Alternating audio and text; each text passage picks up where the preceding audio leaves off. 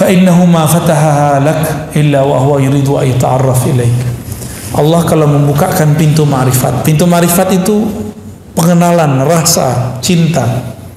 Pernah gak sesekali lagi gak niat ngapa-ngapain, pas sholat ternyata bergetar sesekali? Pasti pernah. Itu di saat Bapak Ibu lagi lupa untuk khusyuk, dikasihlah Allah khusyuk. Hilang nafsu mau khusyuk, diberilah khusyuk. Jadi kapan kita diberi khusyuk? Obsesi khusyuknya hilang. Karena kalau kita punya obsesi, obsesi itu menjadi Tuhan.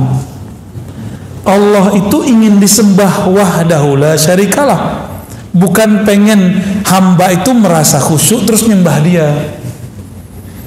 Karena merasa tenang terus nyembah dia. Berarti kita nyembah tenang bukan nyembah dia.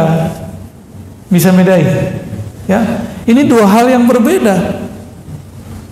Kalau nyembah Allah, mau tenang nggak tenang, itu urusan lain. Mau khusyuk nggak khusyuk, sembah saja dia. Kan Allah nggak suruh. Allah mengatakan coba wa'bud rabbaka, sembah sajalah Rabbmu. Hatta ya'tiyakal khusyuk, nggak ada dalilnya. Yang ada cuma hatta ya'tiyakal yaqin. Sampai yakin itu tumbuh dalam dirimu tanpa syarat. Nggak ada lagi istilah ilmu yakin, ainul yakin, hakul yakin. Yang ada hanya al yakin, keyakinan tanpa syarat. Hakul yakin mesti dites. Kita tes dulu baru kita percaya itu hakul yakin. Kalau al yakin itu makomnya Sayyidina Abu Bakar. Beliau tanpa menguji Nabi dia percaya kalau itu Nabi Muhammad sallallahu alaihi wasallam. Bismillah.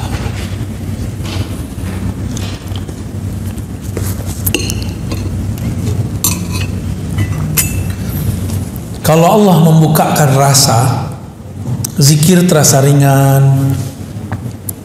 Biasanya gak bisa tahajud jadi bisa tahajud. Biasanya gak senang pengajian jadi senang pengajian. Itu namanya Allah ingin memberi kita ma'rifat. Biasanya males mau datang kajian, sekarang gak males. Berarti sudah ada gerak ma'rifat dalam kolbu. Nah, jangan GR, jangan rasa sok suci juga. Allah kalau memberikan rasa itu kepadamu, berarti Allah sedang ingin berkenalan denganmu. Itu maksudnya. Kita tiba-tiba zikir pagi sore kayaknya rajin. Pernah ngalamin itu gak? Baca Quran biasanya setahun sekali. Ini sebulan sekali. Atau sebulan berapa kali? Ada yang bisa 3 kali. Berarti 10 hari khatam. Terus bilang, wah keren juga gue ya. Pertama kali saya menghafal Quran, Pak. Hanya seminggu. Untuk pemula bisa hafal 1 juz. Saya hitung-hitung untuk kertas. Wih, tebel juga ya. Takjub itu. Wow, berarti otakku luar biasa. Berapa lembar nih? Saya hitung-hitung. Habis itu 3 bulan gak nambah 2 juz. 1 halaman ini susah. Tobat lagi, astagfirullah, kayaknya ada nggak bener nih ya. Setelah kita tobat lagi, baru bisa jalan lagi tuh. Hafalnya cepat lagi. Tuh awal-awal ngapalin Quran dulu tuh.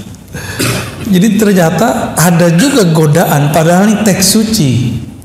Belum tentu cara menghafalnya, caranya suci. Maka teman-teman penggiat hafalan, gak usahlah buat hafalan sebulan 40 hari. Lebay. Ikutinlah sahabat Nabi.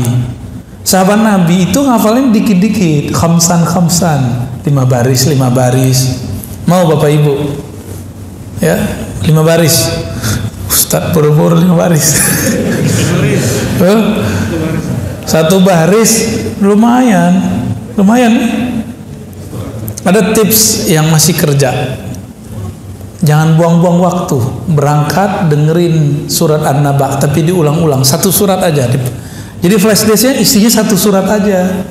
Jangan tamak mau banyak-banyak ayatnya. Kecuali emang mau mendengarkan banyak ayat. Makruh loh Pak, kita nyetel Quran terus kita ngobrol. Mending nyetel nasyid, nyetel sholawat. Jadi kalau nyetel Quran kita diem. Itu adabnya ya. Jangan sok soleh biar kelihatan soleh teman. Style MP3 tartil. Tapi ngobrol ya salam. Itu nggak adab. Kenapa? Wa idza quri'al Qur'an fastami'u lahu wa ansitu. Surah Al-A'raf jelas tuh ayatnya. Jika dibacakan Quran, maka hendaklah kamu mendengarkan lalu diam. Itu adabnya ya. Maka saya termasuk tidak sepakat. Mohon maaf, di masjid ini gimana nih? Sebelum sholat terus nyetel Quran kenceng-kenceng, saya termasuk nggak sepakat, walaupun tidak melarang. Lebih baik sholawat, tarhim. Kalau tarhim orang nggak dengar nggak dosa pak. Tarhim kan cuma sholawat. Salatu wassalamu alaik gitu ya. Gitu ya. Assalatu wassalamu alaik ya. Begitulah saya suaranya udah sumbang pak. Itu ajib, mending itu didengarkan. Itu dari Mesir pak, bukan dari Makassar tuh bukan. Mungkin bapak punya kenangan waktu ke timur ke Makassar, semua masjid begitu. Benar ya? Semua masjid.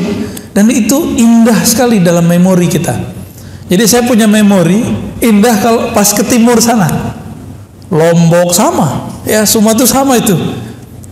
Sebelum subuh, sebelum sholat lah ada 5 menit. Ya, saya pernah ke Buton, tempat teman saya ada pesantren Abdul Wahid ya. Ada di situ Dr. Falah. Ya, beberapa menit itu mereka tarhim karena itu santrinya yang baca. Kalau di sini suaranya sumbang-sumbang bajangan. Dan indahnya bukan main. Karena itu solawat. Satu solawat ada 10 rahmat. Oh Nabi tidak pernah lakukan. Nabi nggak lakukan. Tapi Nabi nyuruh solawat nggak? Al-Imam Ibnul Arabi Al-Maliki, muridnya Imam Ghazali, bukan Ibnu Arabi yang satu lagi ya. Jadi Ibnul Arabi, pengarang kitab Aridatul Ahwazi, Syarah Sunan Tirmizi. Beliau mengatakan dalam beberapa karyanya, dianjurkan ya, sebelum sholat itu ada yang mengingatkan, baik dengan sholawat kah atau apapun. Beliau menganjurkan. Bahkan kalau beliau boleh pakai Quran. Cuma kalau kita sebaiknya bukan Quran tapi sholawatan ya. Alam ta'lam anna ta'arrufa huwa muriduhu alaik. Tahukah kamu bahwasanya ma'rifat itu keinginan kamu tadi untuk bangun lebih awal, pergi sholat berjamaah, apalagi berzikir pagi sore yang teratur, ikut pengajian walaupun jaraknya jauh. Jangan takjub dengan diri sendiri, tapi tahukah kamu bahwa makrifat itu dialah yang memberikannya kepadamu.